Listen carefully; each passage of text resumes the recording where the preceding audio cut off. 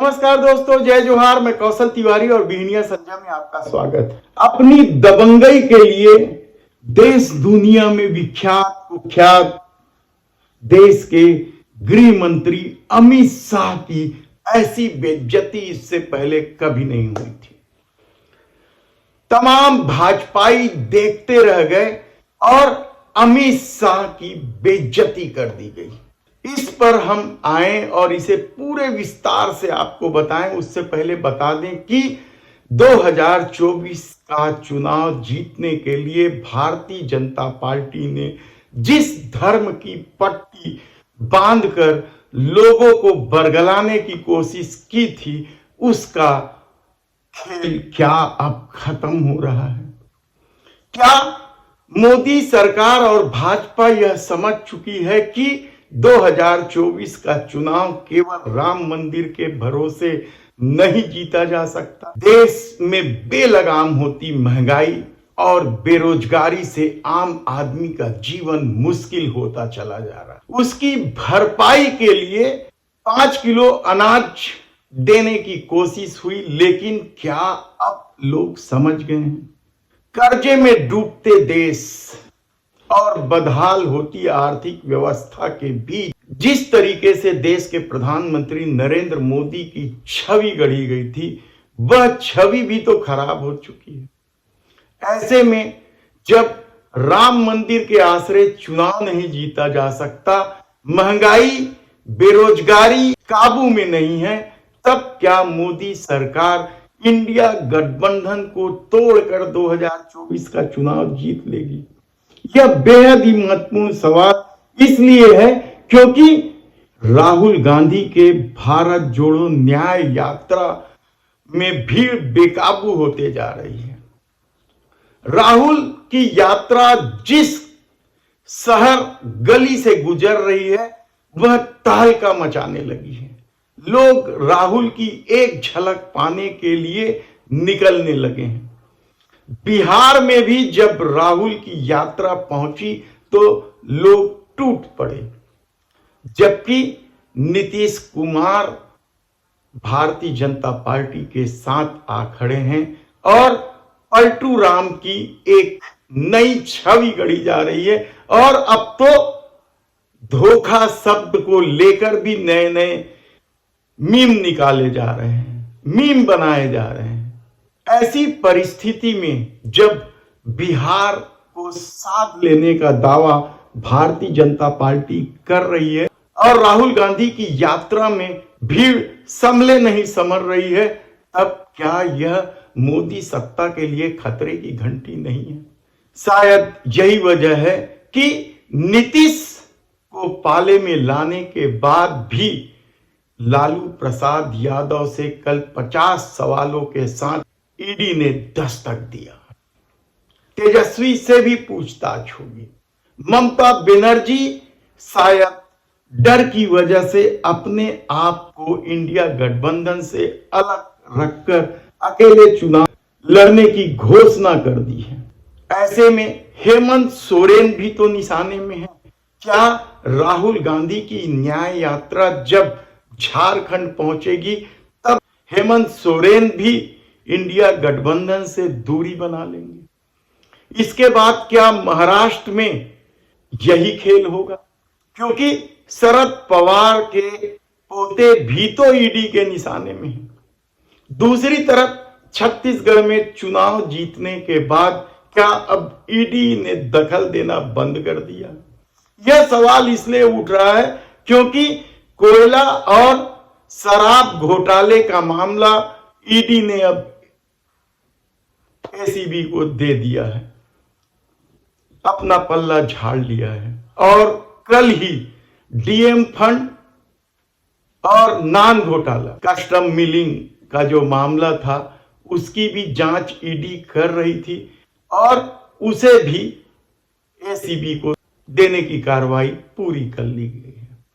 तब छत्तीसगढ़ में क्या एसीबी अब उन तमाम अफसरों को गिरफ्तार करेगी, उन तमाम नेताओं को गिरफ्तार करेगी, बिजनेसमैन और इस धंधे से जुड़े लोगों को गिरफ्तार करेगी? इस पर हम विस्तार से आपको बताएंगे, क्योंकि अभी कल जो ईडी ने डीएमएफ फंड और कस्टम मिलिंग के मामले में एसीबी को प्रतिवेदन दिया है, उसकी कॉपी अभी हमारे तक नहीं पहुंची है और कहा जा रहा है कि इन मामलों में भी दर्जनों लोगों के खिलाफ, अफसरों के खिलाफ, बिचौलियों के खिलाफ एफआईआर दर्ज कर ली है।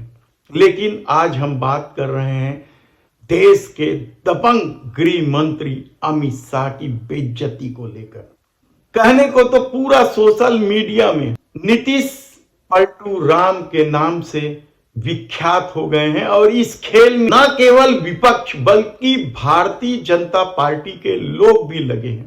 नीतीश कुमार को इस सदी का सबसे बड़ा पलटू राम बताने की कोशिश में भारतीय जनता पार्टी भी लगी हुई है और इसकी वजह है नीतीश कुमार का वह बयान, मर जाना कबूल है, उनके साथ जाना हमको कभी कबूल नहीं है। यह अच्छी तरह जान लीजिए, मर जाना कबूल है, उनके साथ जाना हमको कभी कबूल नहीं है। यह अच्छी तरह जान लीजिए। लेकिन भारतीय जनता पार्टी नीतीश कुमार के पीछे अब भी क्यों पड़ी है, यह बेहद ही महत्वपूर्ण सवाल है। और इसकी वजह जब हमारी टीम ने जानने की कोशिश की तो पता चला कि लोगों का ध्यान अमित शाह पर ना जाए या अमित शाह से अलग रखने के लिए नीतीश कुमार को ही पलटू राम के रूप में विख्यात किया जा रहा है। लेकिन अमित शाह ने भी तो कहा था कि भारतीय जनता पार्टी का दरवाजा नीतीश कुमार और उनकी पार्टी के लिए पूरी तरीके से बंद हो गए। किस तरीके से बिहार में भरी आम सभा में उन्होंने इसकी घोषणा की थी। और मैं पर एक बात स्पष्ट कर देता हूं, किसी के मन में ये संशय हो कि चुनाव के परिणामों के बाद नीतीश बाबू को फिर से भाजपा एनडीए में लेगी, तो मैं बिहार की जनता को स्पष्ट कह देना चाहता हूं और लल्लन बाबू को भी स्पष्ट कहना चाहता हूं, आप लोगों के लिए भाजपा के दरवाजे हमेशा के लिए बंद हो चुके हैं। भाजपा के दरवाजे हमेशा के लिए बंद हो चुके हैं। आपने खुद देखा कि किस तरीके से अमित शाह दहाड़ रहे थे, लेकिन नीतीश कुमार अब एनडीए के सदस्य हो गए। भारतीय जनता पार्टी के सहयोग से मुख्यमंत्री बन गए। तब एक सवाल लोगों ने और उठाना शुरू कर दिया है कि सबसे बड़ा पलटू राम नीतीश है या फिर अमित शाह की खूब बेइज्जती की गई है। क्योंकि अमित शाह के बारे में कहा जाता है कि वे जो कहते हैं वही होता है पार्टी में उनकी बखत है। तो क्या राहुल गांधी की खौफ की वजह से अमित शाह की इतनी बेइज्जती की गई है? किसी भी पार्टी के बड़े नेता के लिए यह बेहद ही बेइज्जती का काम है, क्योंकि अमित शाह के बारे में और भी कई तरह की चर्चा है। उनकी दबंगई की, उनके तड़ी पार की, उनके बेटे के क्रिकेट संघ में पदाधिकारी होने की। और ऐसे दबंग नेता अमित शाह की बातों को नजरअंदाज कर देने का क्या मतलब है?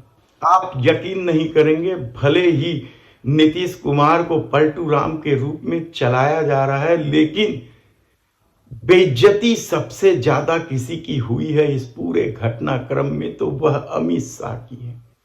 और भाजपाई समझ नहीं पा रहे हैं कि इस बेइज्जती को कैसे धोया जाए।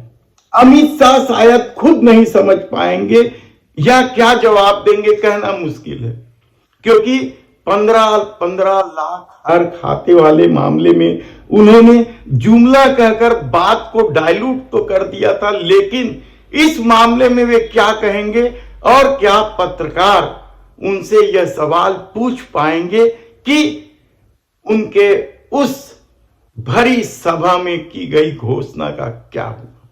हालांकि इन दिनों मोदी की गारंटी ज्यादा चल रही है। ऐसे में अमित शाह कहां पर खड़े हैं?